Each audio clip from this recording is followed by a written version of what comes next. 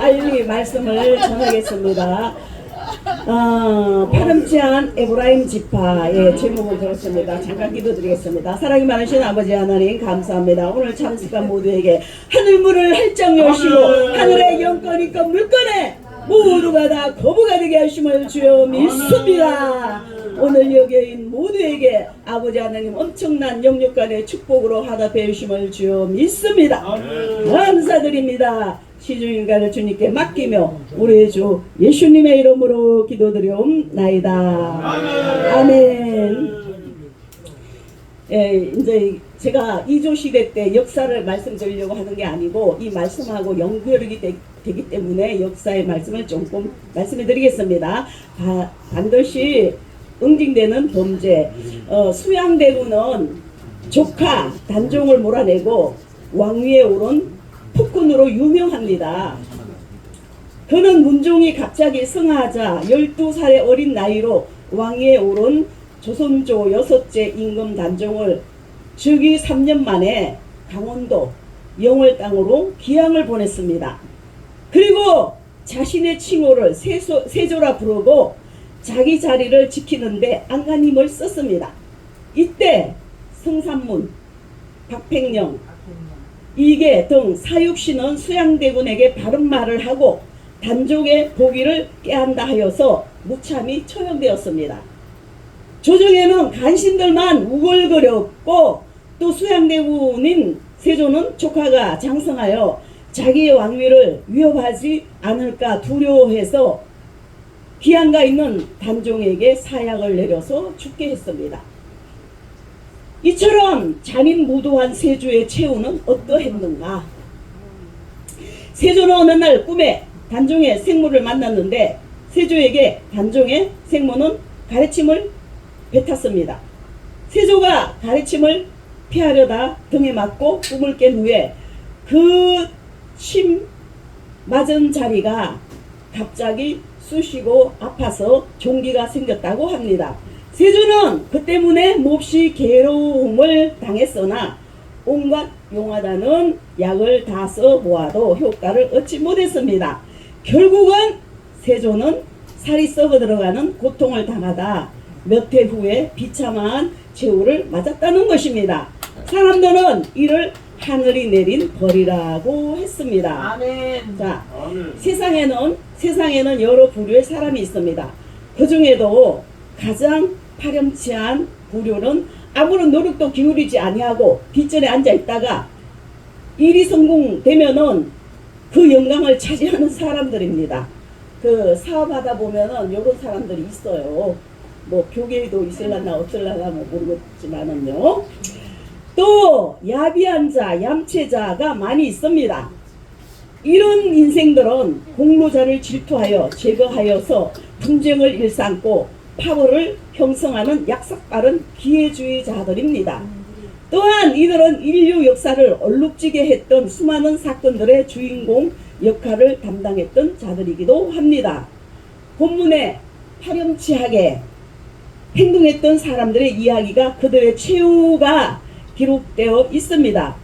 사사시대 때 그 당시에 전쟁에는 참여하지 않고 뒷전에 앉아 있다가 전쟁에 승리한 영광, 전리품에 대한 욕심으로 영광만을 차지하려던 에브라임 사람들의 작태에 관한 겁니다. 결국은 그들이 이 같은 행위를 동족상잔의 비극으로 초래했고 급기야 에브라임 지파가 멸절의 위기까지 가는 결과를 초래하게 된 겁니다.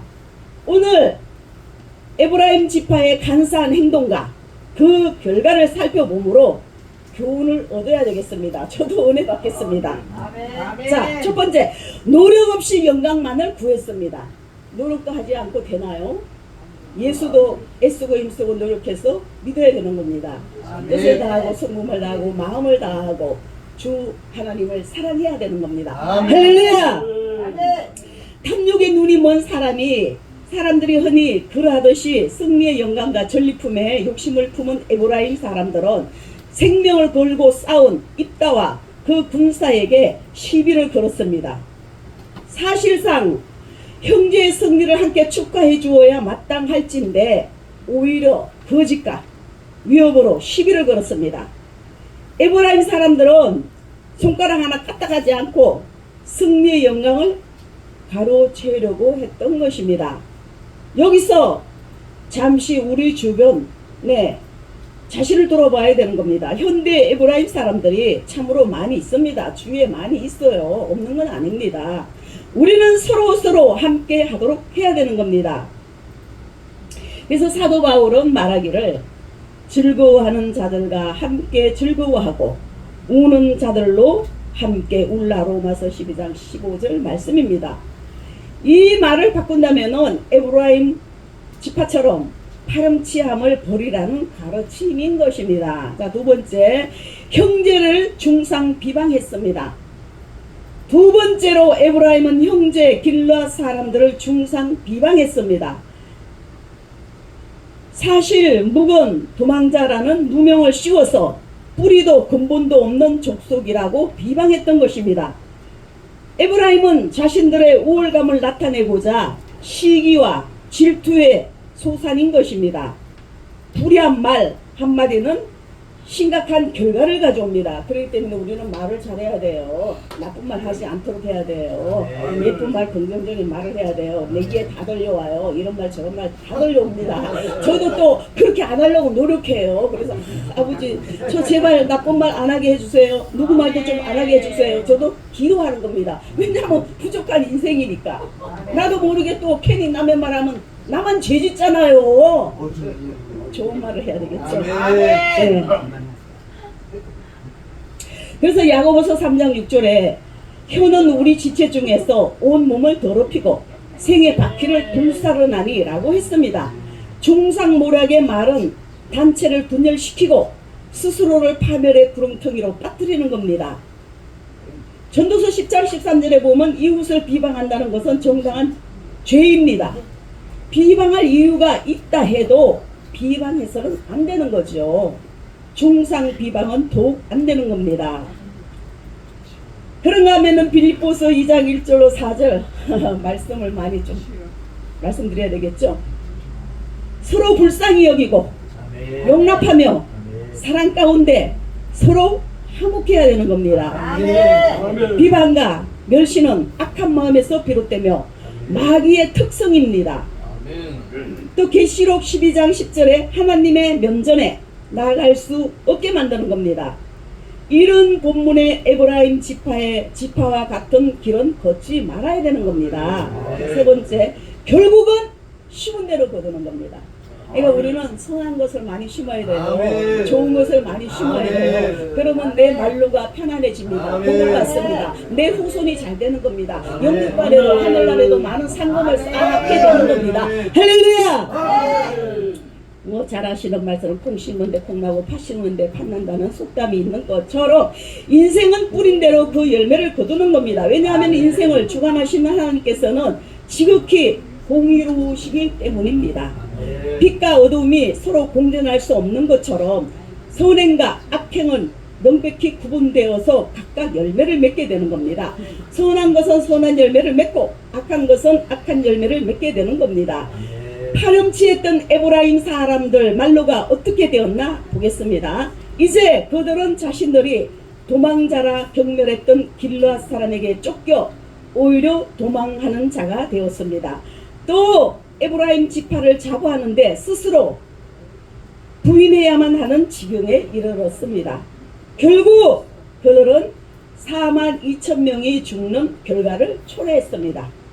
거의 장정이 멸절당했습니다. 에브라임 지파 그들이 뿌린 간사한 비방의 씨앗은 자멸의 열매를 맺게 했던 것입니다. 사랑하는 우리들이여, 사랑하는 귀한 주의 목사님, 사명자, 선교사 쭉쭉들이여, 예. 하나님께서는 반드시 타인 형제의 선행을 칭찬을 해주지는 못할 망정 시기 질투 비방하는 자들에게는 하나님께서는 반드시 부끄러움을 주시는 겁니다. 갚아주시는 겁니다. 보응의 대가를 받는 거지요. 그래서 베드로전서 3장 16절에 보면은 선한 양심을 가지라. 이는 그리스도 안에서 있는 너희의 선행을 욕하는 자들로 그 비방하는 일에 부끄러움을 당하게 하려 함이라. 또한 형제를 비판하는 일에 있어서 그대로 자신도 동일한 비판을 받게 될 것입니다. 잘하시는 말씀 마태복음 1장 7장 1절로 2절. 비판을 받지 아니하려거든 비판하지 말라. 너희의 비판하는 그 비판으로 너희가 비판을 받을 것이요 너희 헤아리는 그 헤아림으로 너희가 헤아림을 받을 것이니라. 끝나가요. 더욱더 경악할 말은 사실은 심은 대로 거둔다는 성경의 말씀 진리대로 언젠가는 우리 모두가 하나님의 심판대 앞에 서서 자신의 행위를 직후해야만 한다는 겁니다. 응? 로마서 14장 10절에 내가 어찌하여 내 형제를 판단하노뇨? 어찌하여 내 형제를 업신여기노뇨? 우리가 다 하나님의 심판대 앞에 서리라. 그 심판대는 보상의 심판대로서 각기 자신의 행위에 따라 상과 벌이 주어지는 곳입니다. 우리는 이 심판대를 기억하며 잊어서는 안 되겠습니다. 결론이에요, 결론. 더욱이 깨끗한 마음과 선한 양심을 갖도록 해야 되겠습니다. 비겁하게 뿌리지도 아니하고 거두려고 하는 기회주의자가 많이 있습니다. 심어놓은 것도 없이 자꾸 거두려고 하면 어떡해요. 농부가 봄에 많이 심어놔야 가을에 많이 거두잖아요. 할렐루야! 비판, 비방, 질투하지 말아야 합니다. 거기에는 분명히 그에 상응하는 불행과 고통이 있습니다. 스스로 감당해야 하는 쓰라린 고통인 것입니다. 우리가 누구에게든지 행한 것, 뿌린 씨앗들 중에 분명히 어떤 것은 살아생전의 열매를 맺게 될 것이고 어떤 것은 후손이 받게 되는 겁니다. 잘해놓으면 후손이 복을 받을 것이고 못해놓으면 후손이 어려움을 당해요. 또한 분명한 사실은 좋은 씨를 뿌렸든지 아니면 기억하기도 싫은 나쁜 씨를 뿌렸든지 간에 반드시 뿌린 대로 그 열매를 거두게 된다는 사실입니다. 아멘. 성령께서는 우리 모두에게 이러한 영적 원리들을 깊이 깨닫게 함으로써 우리는 더더욱 좋은 것을 심어야겠습니다. 아멘. 나도 내 후손도 좋은 것 많이 거두게 해야 되는 겁니다. 하늘나라에 가서 잘했다 칭찬받는 많은 상금을 받도록 해야 되겠습니다. 영육간에 풍성한 하나님의 축복의 삶의 열매가 맺혀지고 모두가 하나님의 엄청난 축복 가운데 거하시기를 예수님 이름으로 축원드립니다. 할렐루야. 아멘. 감사합니다.